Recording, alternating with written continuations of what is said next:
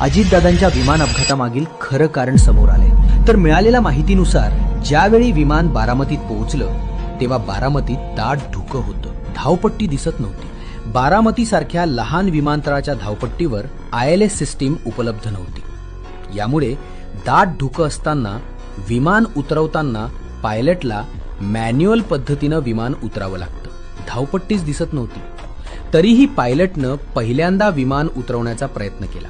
प्रयत्न अयशस्वी झाल्यानंतर हे विमान पुन्हा आकाशात झेपावलं। आकाशात एक मोठी गिरटी घालून धावपट्टीचा अंदाज घेऊन पुन्हा लँडिंग करायला आलं।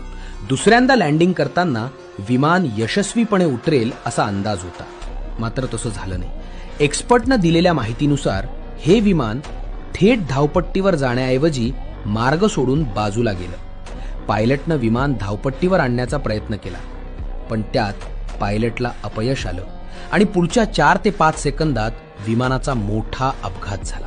दरम्यान तपास सुरू आहे, त्यामुळे काय खुलासे होणार हे पाहणं महत्त्वाचे आहे।